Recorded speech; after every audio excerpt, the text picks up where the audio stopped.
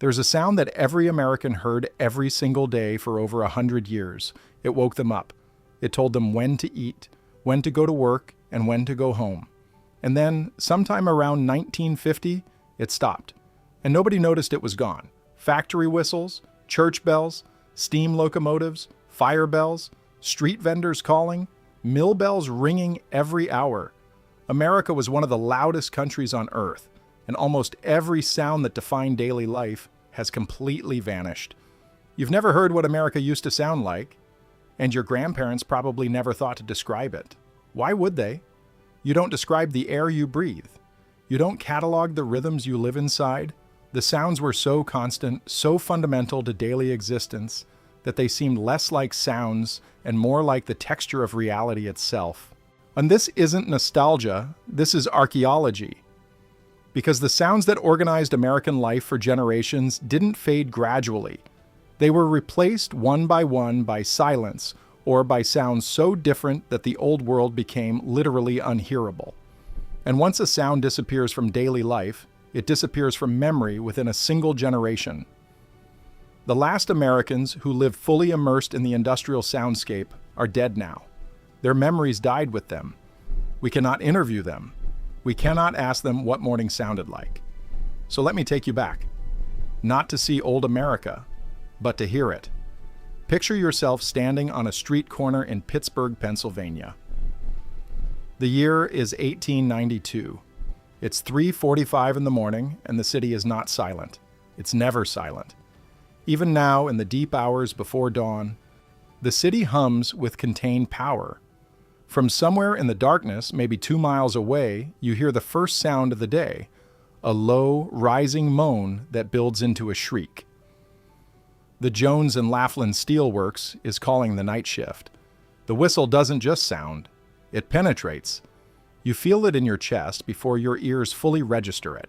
Steam whistles operate at frequencies between 200 and 500 hertz, the exact range where human hearing is most sensitive.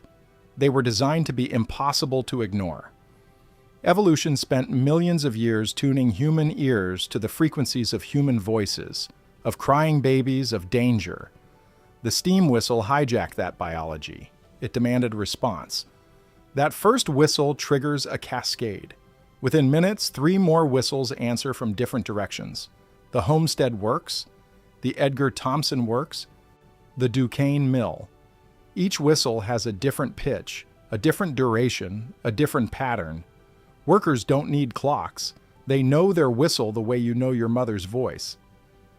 The Jones and Laughlin whistle held its note for a full 8 seconds, starting low, rising, then falling away. The Carnegie Works used a shorter blast, more urgent, more clipped. Men could identify their employer's whistle from miles away, through fog, through rain, through the noise of the river and the clatter of the streets. By 4:15, the streets are filling with men. Their boots on cobblestone create a rhythm, a shuffle stomp that sounds like a slow heartbeat. 10,000 men walking to work sounds like a city breathing. You can hear them before you see them, emerging from the darkness in their work clothes, lunch pails in hand. Speaking little because there's nothing to say at this hour that they haven't said 1,000 times before. At 5 o'clock, the church bells begin. Not one church, every church. St. Mary's rings first, a deep bronze tone that seems to come from the earth itself. The bell weighs over a ton, cast in a foundry in Philadelphia 40 years earlier, inscribed with Latin phrases that no one in the congregation can read anymore. Then Sacred Heart answers, higher pitched, more urgent, its bell smaller, but somehow more insistent. The Presbyterian Church on the hill joins with a clear, cold ring that carries over the river, cutting through the industrial hum like a knife through cloth. For 3 full minutes, the bells overlap and interweave until you can't tell where one ends and another begins. This wasn't random. This was a conversation. Each church knew when the others would ring. They staggered their starts by 30 seconds so the sounds would layer rather than compete. The sextons, the men who rang the bells, knew each other. They coordinated. In some cities, they met monthly to discuss timing, to resolve disputes, to ensure that no church drowned out another. The bells were civic infrastructure as much as religious expression. And underneath all of this, constant and unceasing, the industrial roar. The blast furnaces never stop. They can't stop. To let a blast furnace go cold is to destroy it. The refractory lining cracks. The iron solidifies in ways that cannot be undone. So 24 hours a day, 365 days a year, you hear the low rumble of contained fire, the hiss of steam escaping through 1,000 valves, the clang of metal on metal as men work the iron. It's a sound so constant that newcomers notice it immediately and residents forget it exists. The roar becomes silence because it never changes. Now multiply this by every industrial city in America. Chicago, Cleveland, Detroit, Philadelphia, Birmingham, every mill town, every factory district, every railroad junction. America in 1892 was not just louder than today. It was a different kind of loud. The sounds had meaning. They organized time. They told you who you were and where you belonged. And every single one of those sounds is now completely silent. Let me take you through a full day of sound in industrial America. Not the sounds you might imagine, but the actual schedule of noise that structured every waking hour. At 4 in the morning, the first factory whistles call the night shift workers to the morning changeover. If you lived within 5 miles of a major mill, you heard this whether you worked there or not. The whistle didn't ask permission to enter your home. It came through walls, through closed windows, through sleep itself. By 5, the delivery wagons begin. Wooden wheels on cobblestone create a distinctive rumble, low and constant. Iron-shod horses clop in irregular rhythms. The wagons carry bread, milk, ice, coal. Each commodity has its own wagon design, its own wheel size, its own sound. Regular customers learn to identify their deliveries by ear alone. At 6, the morning factory whistles blow. This is the main shift, the one that calls the majority of workers. In a city like Pittsburgh or Cleveland, this meant dozens of whistles blowing within minutes of each other. Residents learned to tell time by listening to the sequence. The Jones and Laughlin whistle blew at 5:58. The Carnegie Works at 6 exactly. The smaller mills staggered between 6 and 6:15.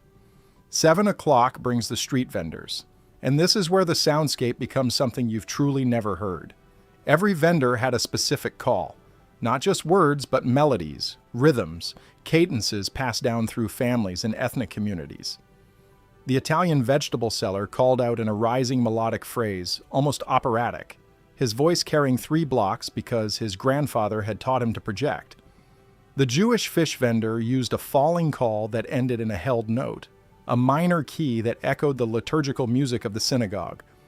The Irish knife sharpener rang a small bell in a specific pattern, 3 shorts and a long, over and over, a rhythm so distinct that children would imitate it in games. These weren't random choices. In a world before radio advertisements, before store signage could be read from a distance, before telephones, the vendor's call was their brand identity. Women inside their homes knew who was on the street by the sound alone. They didn't need to go to the window.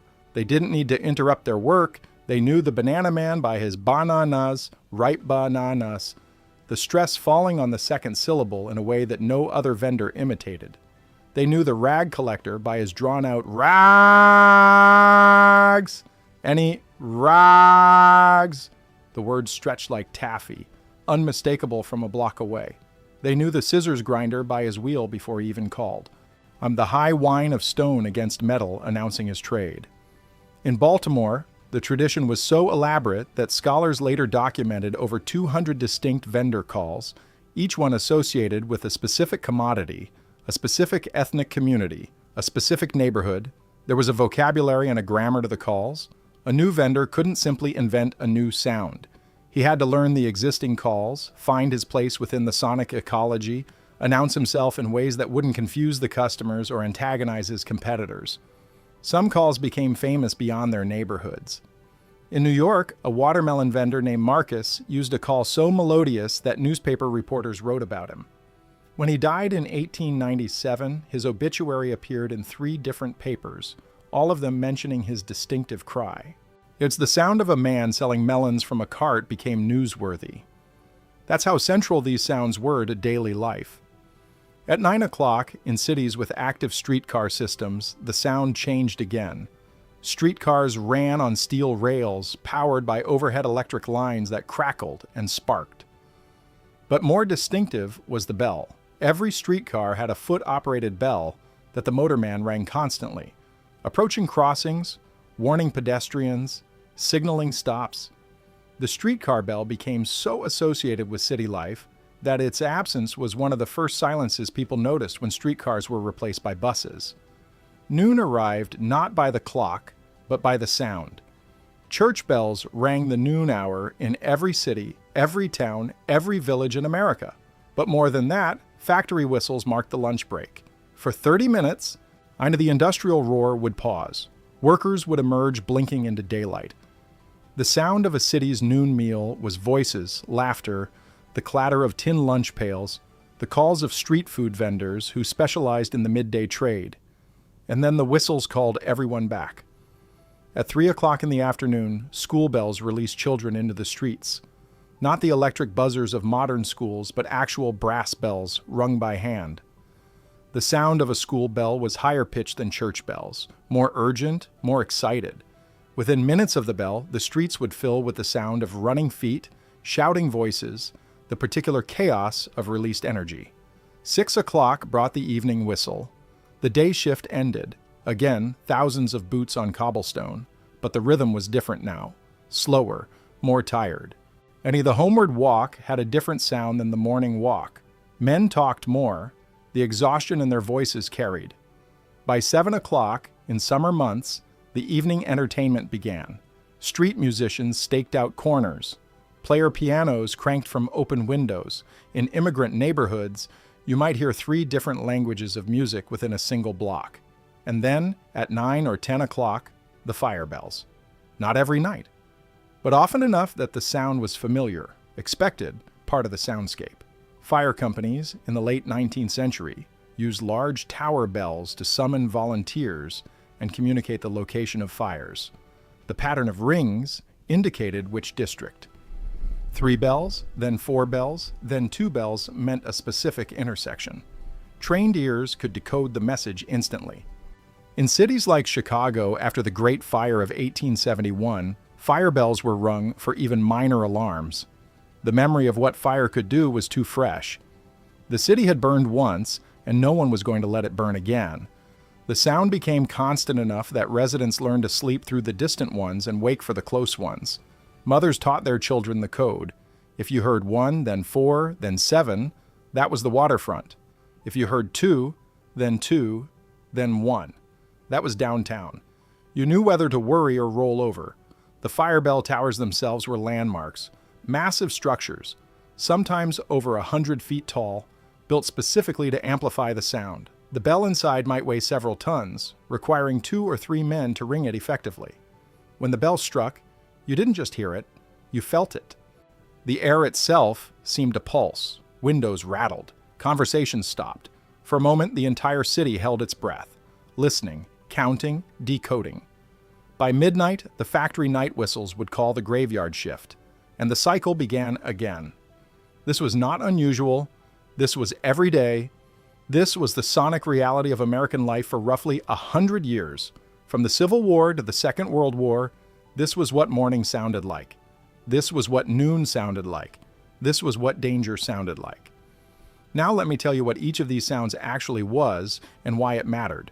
The factory whistle was not just noise. It was authority made audible. It was power that you could hear from 5 miles away. Before standardized time zones, before synchronized clocks, before wristwatches were common, the factory whistle was how you knew the time. Not approximately, exactly. The whistle blew when the factory owner decided it was 6 o'clock, and that meant it was 6 o'clock, for everyone. The man who controlled the whistle controlled time itself for everyone who could hear it. In the 1870s and 1880s, before the railroads forced time standardization in 1883, different factories in the same city might operate on slightly different times. Workers learned which whistle to trust. The big mill's whistle was correct. The smaller factory down the road was 3 minutes fast. These distinctions mattered when being late meant losing your job, when a minute of tardiness could cost you a day's wages, when the timekeeper at the gate checked his watch against the whistle and not the other way around. The steam whistle itself was an engineering achievement, a simple mechanism, really. Steam from the boiler was directed through a shaped cavity that created oscillating pressure waves. But the design was refined over decades to maximize distance and penetration. Engineers experimented with bell shapes, with steam pressures, with aperture sizes. They tested whistles in different weather conditions, different times of day, against different levels of ambient noise. The Crosby Steam Gauge and Valve Company, based in Boston, became the dominant whistle manufacturer precisely because their whistles could be heard farther, through more weather conditions, with more clarity than competitors. A Crosby whistle was a mark of quality, a statement that this factory took its timekeeping seriously. A factory whistle cost between $15 and $40 in 1890, equivalent to perhaps $600 to $1,500 today. But the whistle paid for itself immediately.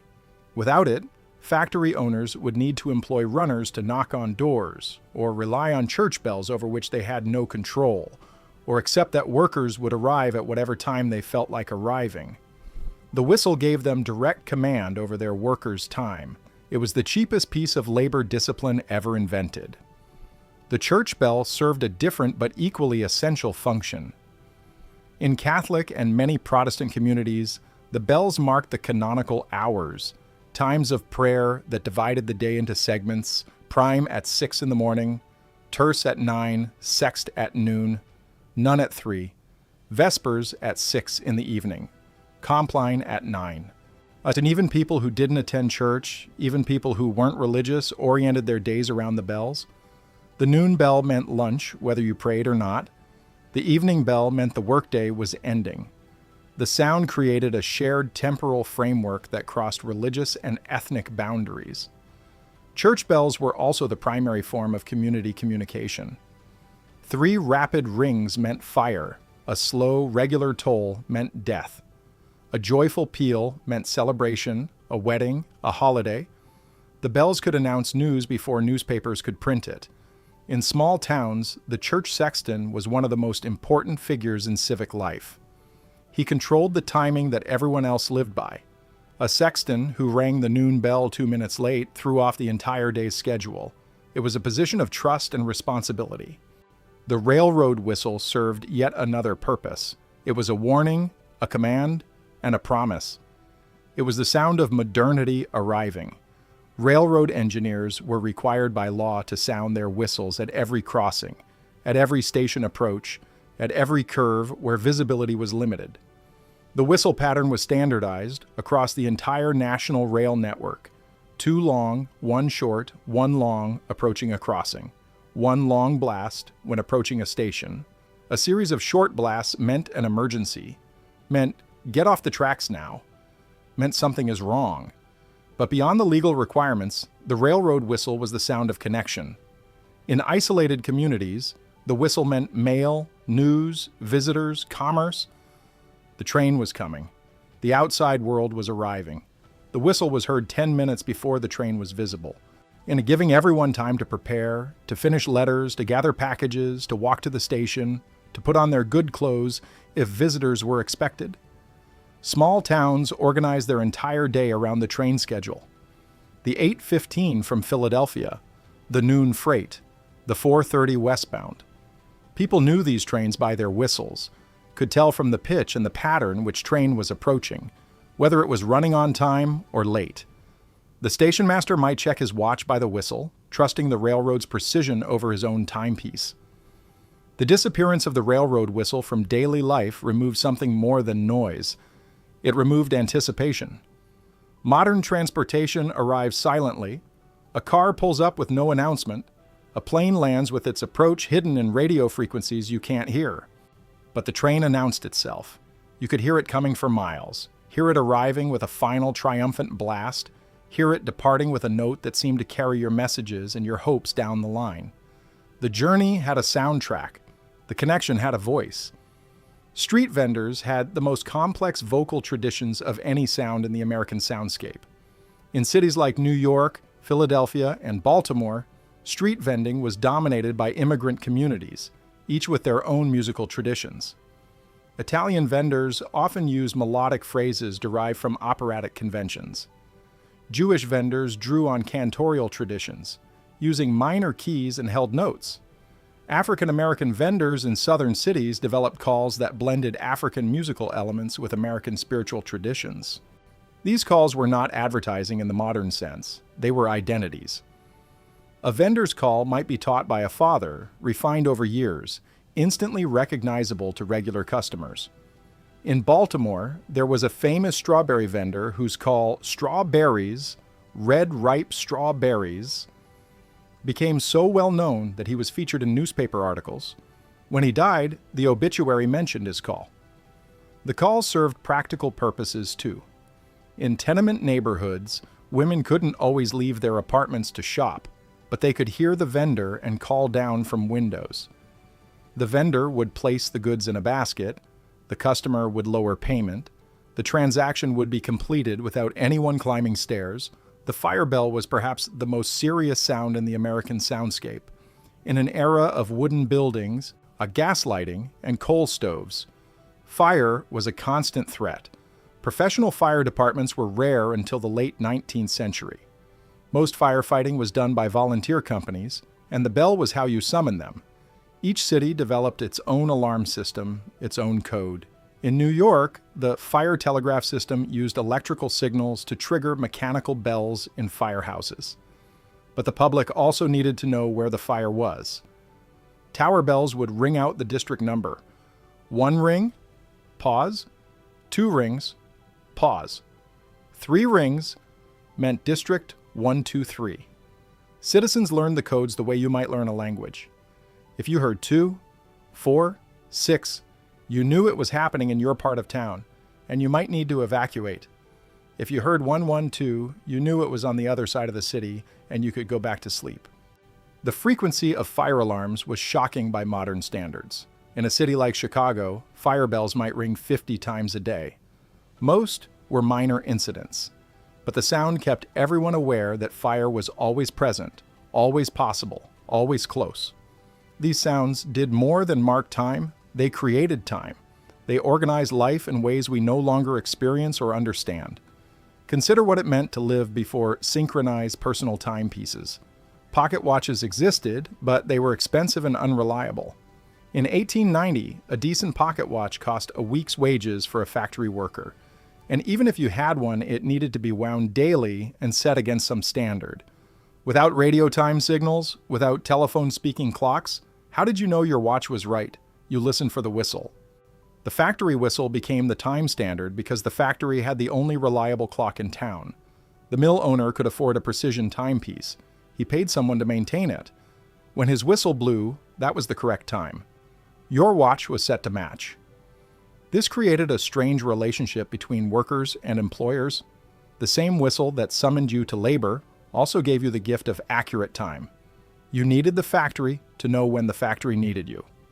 In communities without factories, the church bell served the same function. The church clock was often the only clock in town. The sexton set it by the sun, using noon marks carved into stone or shadows cast by window frames. When the church bell rang noon, it was noon. Your schedule conformed to that sound, but it went deeper than schedules. The sounds created boundaries. If you could hear the Jones and Laughlin whistle, you lived in Jones and Laughlin territory. Your neighbors worked there, your father worked there, your sons would work there. The whistle defined your community as surely as any map. When a new factory was built, it announced itself with a new whistle. Residents had to learn a new sound, fit it into their mental map, adjust their understanding of where they lived. A whistle that you didn't recognize meant you were somewhere foreign. The sounds also created solidarity. Everyone who heard the same whistle, who oriented to the same bell, who rose and ate and worked and rested by the same sonic cues, shared a common experience. They didn't need to discuss it, they lived inside the same sound. This is difficult for us to imagine because our sounds are personal now. Your phone alarm wakes you, your car radio plays during your commute, your streaming service provides your evening entertainment, The sounds in your life are customized, individualized, chosen. In 1890, you didn't choose your sounds. They were imposed. But that imposition created a shared reality that choice can never replicate. If you're finding this useful, consider subscribing. I explore how Americans used to live and work, the physical realities that history books often forget. Now, let me tell you how this entire soundscape was dismantled in a single generation.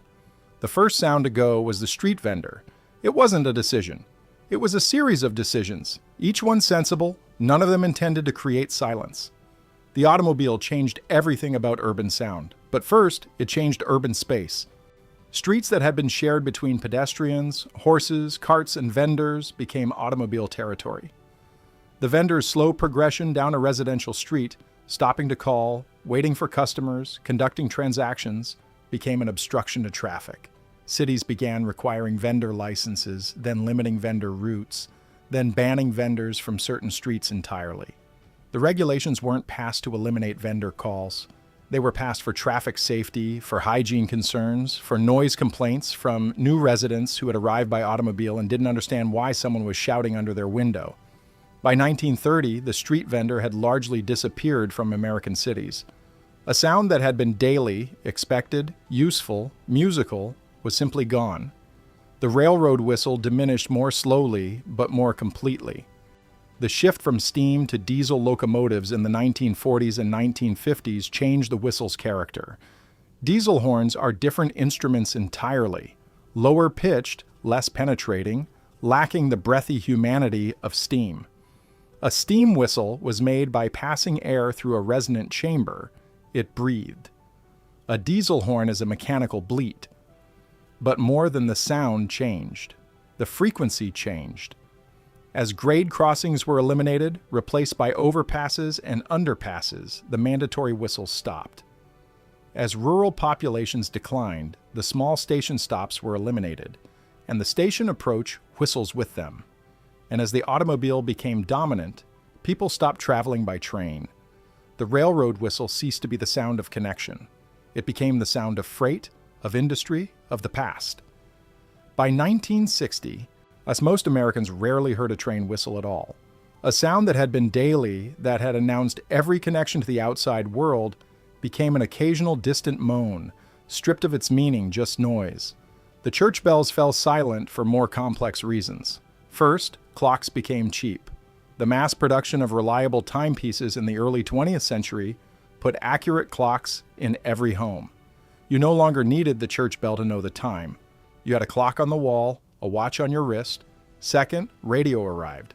By 1930, millions of American homes had radios that provided time signals, news, entertainment. The church bell's function as community communication was obsolete. Why ring a bell to announce news when the news is already inside every home? Third, neighborhoods changed. The ethnic and religious communities that had organized around specific churches dispersed into suburbs. The bell that had spoken to your community now spoke to no one in particular. New residents complained about the noise. Churches reduced their bell schedules to Sunday mornings only, then to major holidays only, then to silence. Fourth, many church bells were physically removed for war material during World War II. They were melted down for bronze. After the war, many churches didn't replace them. Electric carillons, recordings of bells, could play from speakers. But a recording of a bell is not a bell. It doesn't resonate in the chest. It doesn't fill the air the same way. It's a reproduction of a sound, not the sound itself.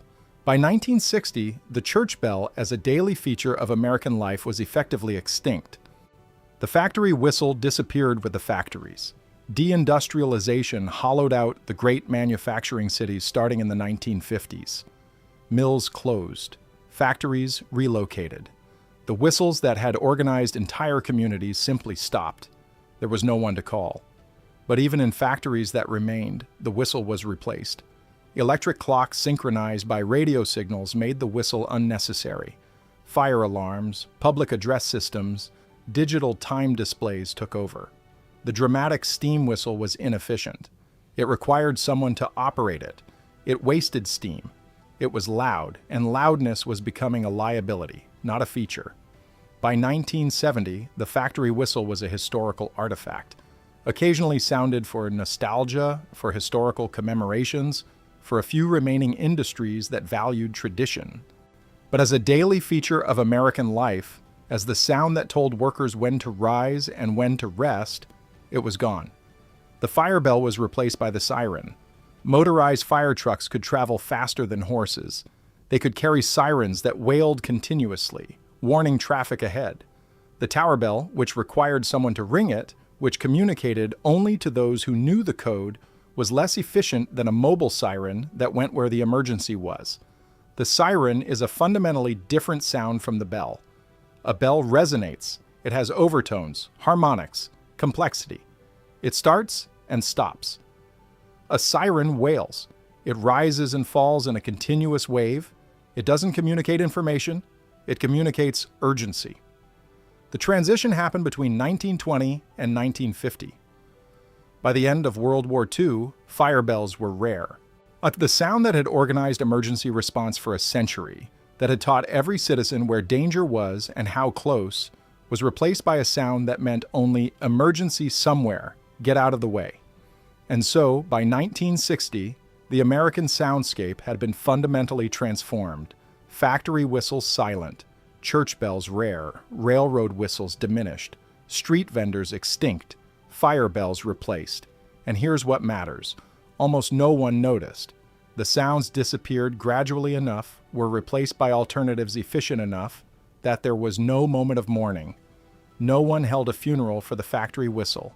No one wrote elegies for the street vendor's call. The sounds simply stopped, and life continued, organized now by different rhythms, different cues, different silences. But something was lost. And it's worth naming what it was. The old soundscape was communal. The new soundscape is individual. When the factory whistle blew, everyone heard it.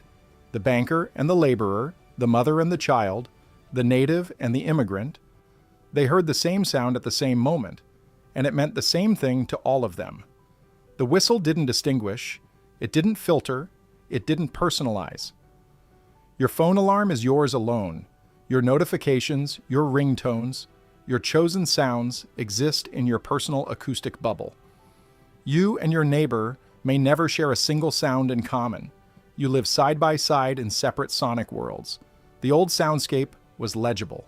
The new soundscape is abstract. When you heard 3 bells, pause, 2 bells, pause, 4 bells, you knew something specific. You knew the fire was in District 324. You knew whether to worry or relax. The sound contained information that you could decode. What does a modern car alarm tell you? That a car is alarmed. Somewhere. Maybe yours, maybe not. The sound is urgent but meaningless. It demands attention but provides no information. So you learn to ignore it. The old soundscape was human. The new soundscape is mechanical. The steam whistle breathed because steam is breath. It rose and fell because someone operated a valve. Even the church bell required a human hand on the rope, human muscles providing the force. The sound was evidence of human action. A digital alarm is not evidence of anything. It's a programmed response. No one pulled a lever. No one decided that now was the moment. The sound is produced by circuitry, not will.